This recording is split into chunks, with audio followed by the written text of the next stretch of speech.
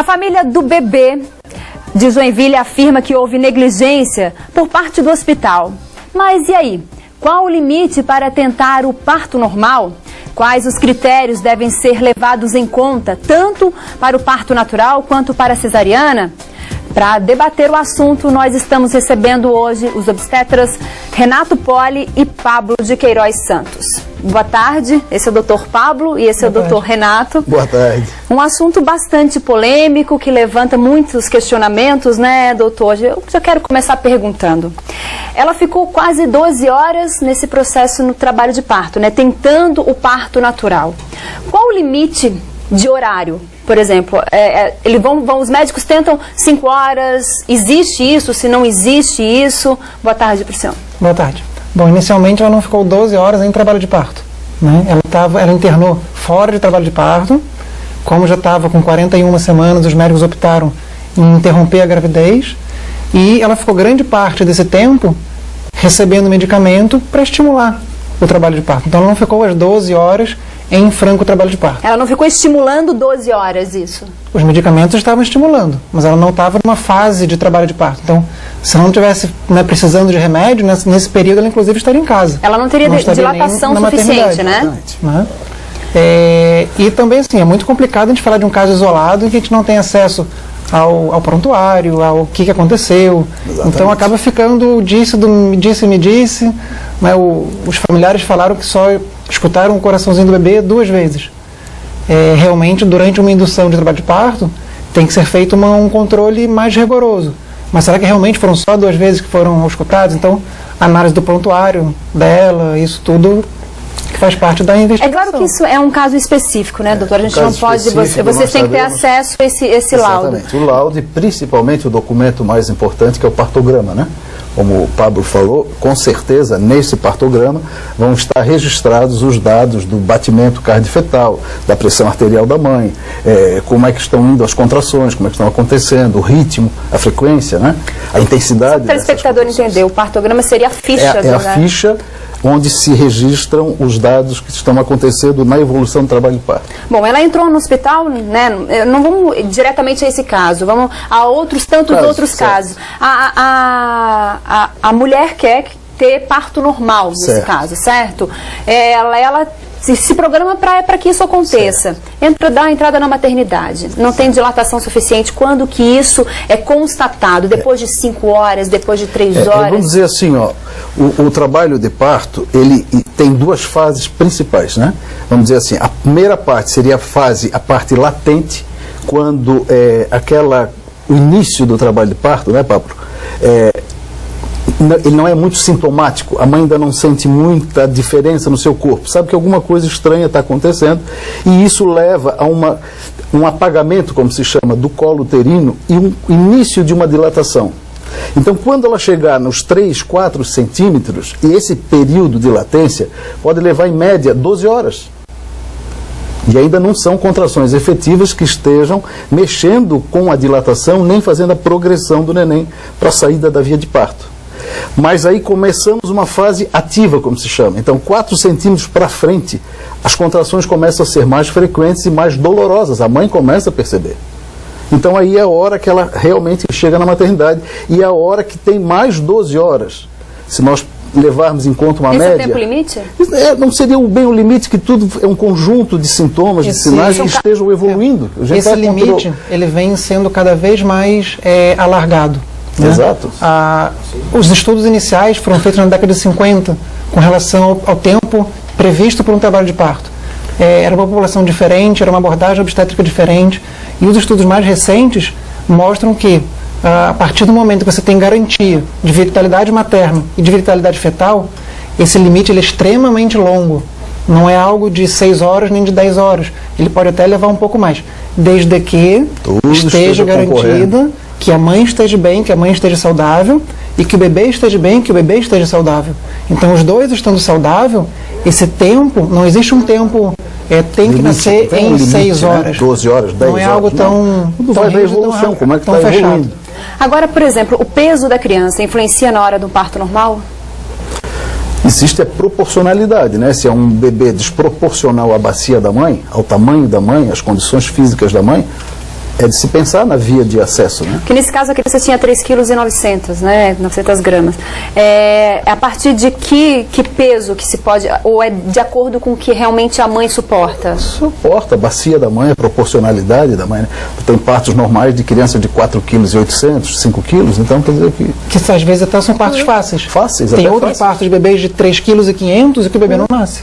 Exatamente. Então você tem que ter uma proporcionalidade do tamanho do bebê e da bacia, da estrutura materna. Mas como é que se chega a isso, doutora? É isso que todo mundo se questiona. Como se chega a uma situação de que a criança vai se enforcar com o próprio cordão umbilical?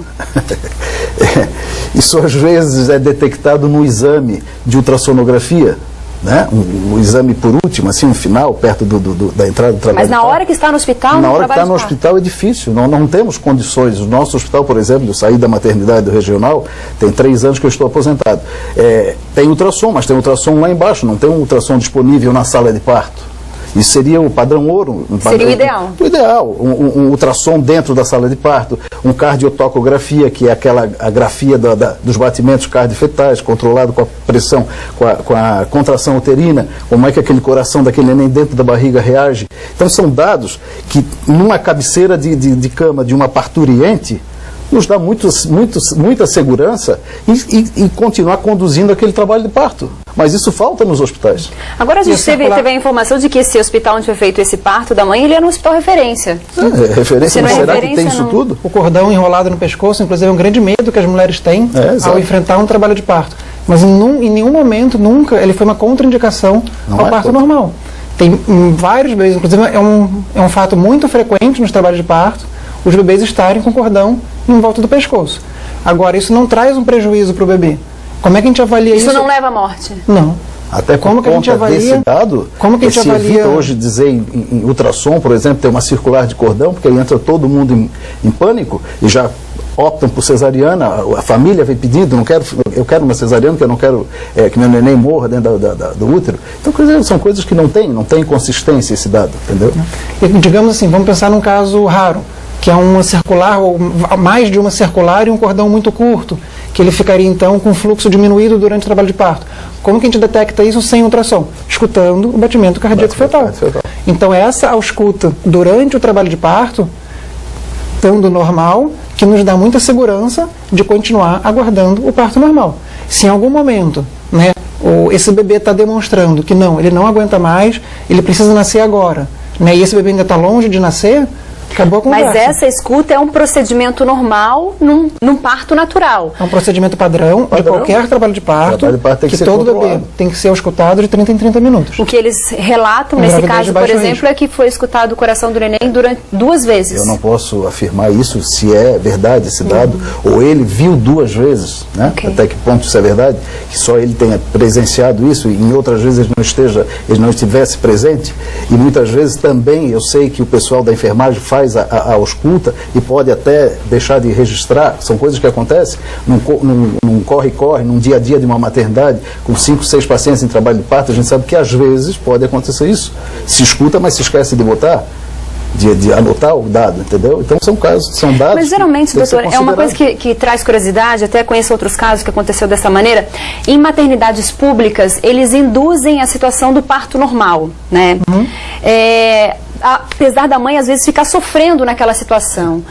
Isso é um caso que se questiona por que tanto sofrimento, por que se já detectou alguma situação de que ela vai ficar muito tempo naquele sofrimento, não parte para cesárea, porque isso é um procedimento quase que normal em um hospital público. Isso é um procedimento normal no mundo inteiro. No mundo inteiro. Tá, então se o mundo inteiro... Desde que o mundo é parto normal. O mundo inteiro estimula o parto normal. Não, mas se eu, por exemplo, for numa clínica particular, por exemplo, vou numa clínica... Deixa eu só terminar o pensamento. Então, no mundo inteiro se estimula o trabalho de parto. Por quê? Porque os trabalhos demonstram que se você faz cesariana demasiadamente, se você faz um grande número de cesarianas, você está aumentando o risco para a mãe e para o bebê. Se você deixa de fazer cesarianas, você também está aumentando o risco para a mãe e para o bebê. Então, existe um limite, um número, que seria um número bom e adequado de cesarianas necessárias. Quanto que é esse número, em média? De 15% a 20%. Então, se você tem um número de cesarianas exagerado, você está causando muito prejuízo para mães e para bebês. E se você não tem cesariana, por exemplo, agora eu acabei de voltar de Angola, na África, onde fui dar um curso de emergência. Lá, os médicos falam, Pablo, tem dias que a gente quer fazer cesariana e não tem como. E a gente perde bebês porque não tem como fazer cesariana. Então, nesses locais, se você conseguir aumentar o número de cesarianas, vai ser uma coisa muito boa. Coisa positiva, mas eu quero que fique claro, telespectador, que eu não sou contra o parto normal de maneira alguma. A única coisa que eu quis questionar isso é com relação justamente ao sofrimento numa situação como essa. O estímulo e manter isso. Sofrimento é assim, né? É uma coisa, vamos dizer assim, duvidosa. Não é duvidosa a palavra, talvez não seja essa. Mas tu vê a tua filha em trabalho de parto, né? Dá uma contração, dá 2, dá 3, daqui a pouco aquilo já vai para 10, para 15, e a tua filha começa a te olhar e começa a desesperar. Aí não só a filha, mas a mãe, o acompanhante, seja lá quem for, começa a dizer, doutor, tira esse sofrimento dessa minha filha, tira esse sofrimento daqui. Primeiro é um pedido calmo, depois começa a ser mais agressivo. Então realmente tem que ter um pouco de parcimônia nessa decisão de só operar, só fazer cesariana, entendeu? Mas esse sofrimento eu acho que tem que ser detectado, no caso, pelo médico, né? Pela pessoa que... Não digo no sofrimento, porque a gente fala que é dor, não é um sentido de sofrimento. Dor, né? O limiar da dor é muito variável, né? Então a paciente, de repente, tem umas que suportam bem, e muito bem. Tem paciente que tem o seu trabalho de parto praticamente sorrindo. E tem outras que se desesperam. E existem maneiras de contornar essa dor. Tem métodos não farmacológicos, tem métodos farmacológicos, analgesia de parto. Então existem maneiras de minimizar essa dor, ou em alguns momentos até tirar essa dor, e continuando incentivando o trabalho de parto. E a gente sabe dos benefícios também que o parto normal tem, né? Principalmente para a mulher, para a criança.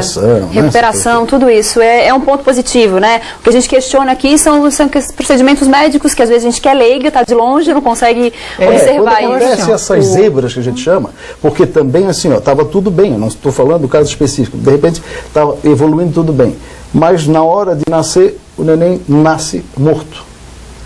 Quem garante vai ser a necrópsia que vai ser feita se essa criança não vinha com problema cardíaco intraútero? Quem é que pode me afirmar que não ou que sim? Só depois de se examinar. Então, são dados que têm que ser considerados, né? É porque todas as questões que a gente acabou abordando com vocês aqui foram coisas que a própria família trouxe, né? Exato. Declarações que eles falam, relatos, e a gente também não teve acesso ao laudo, não sabe de que maneira foi feito exagero de todos os lados não dá certo. Se você exagerar para um lado e querer fazer cesariana para todo mundo, você vai ter muitos problemas. Se você exagerar para o outro lado e dizer que todo bebê tem que nascer de parto normal, você também vai ter um monte de problema.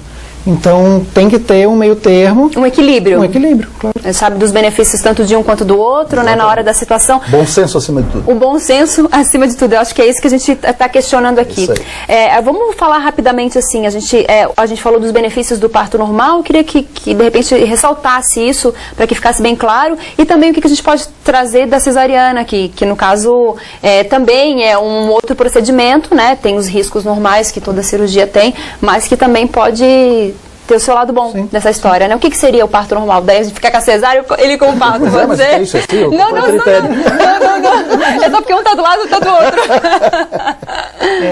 Então, assim, não. O parto normal tem um benefício para a mulher de ser um processo fisiológico, então ela não vai ter uma cirurgia, então ela foge de todas as complicações de um ato cirúrgico, como complicações infecciosas, mau sangramento, lesão de órgãos abdominais. Pensando numa gravidez futura, ela tendo tido um parto normal na primeira, ela tem uma gravidez mais segura e com menos complicações também na segunda gravidez. A recuperação dela é mais rápida, então ela tem um retorno às suas atividades diárias de maneira muito mais precoce. Se lembrando que depois do parto, ela tem um bebê para cuidar. Você começar a cuidar desse bebê e junto se recuperar de uma cirurgia, também já é algo mais complicado. Num parto normal, né, pensando para o bebê, ele vai começando a se preparar para nascer. Então ele começa a absorver líquido do pulmão, ele já vai tendo um estresse que vai fazendo uma absorção desse líquido do pulmão. Quando ele nasce, ele está mais preparado para respirar aqui do lado de fora do que se a gente vai lá e abre a barriga e tira ele numa cesariana. Ele tem contato com bactérias da vagina, que já começa, né, o alicerce da formação do sistema imunológico dele. Então, tem vários trabalhos mostrando que, para o futuro, O sistema imunológico desse bebê ele é um pouco diferenciado daquele que nasceu de uma cesariana agendada. Agora, doutor Renato, vamos reformular essa pergunta, né, para que o senhor não fique tão no sentido de que no sentido de que o que a gente pode o parto normal ele tem todos os benefícios, sim, mas isso depende do paciente, por isso que a cesariana existe. Exatamente, depende como esse trabalho de parto se faz, não é? Tu perguntasse ainda há pouco a questão do tamanho do neném em relação à mãe, depende das condições desse parto, depende da evolução, claro, das condições que esse neném está dentro, claro que tem as vantagens todas da recuperação, da contaminação, de tudo que passa, que a gente sabe que o parto normal, o normal é ter normal. Já começa por aí a conversa. Agora, a cesariana é aquela praticidade e que hoje já não tem mais aqueles riscos e aqueles perigos que se tinha de infecção hospitalar, de tirar prematuro, porque hoje com o avanço que nós temos dos nossos métodos de diagnóstico, principalmente uma ultrassonografia obstétrica, nos dá certeza, nos dá garantia que esse neném está nascendo que não é um prematuro, sabe que está nascendo em condições excelentes, tem toda uma vantagem. Claro que tem vantagem para o médico, tem vantagem para a mãe, tem vantagem para o hospital, que é hora marcada, então tem uma série de vantagens. Tem a grande desvantagem da recuperação pós-operatória, que é uma cirurgia. Claro, não se pode negar isso.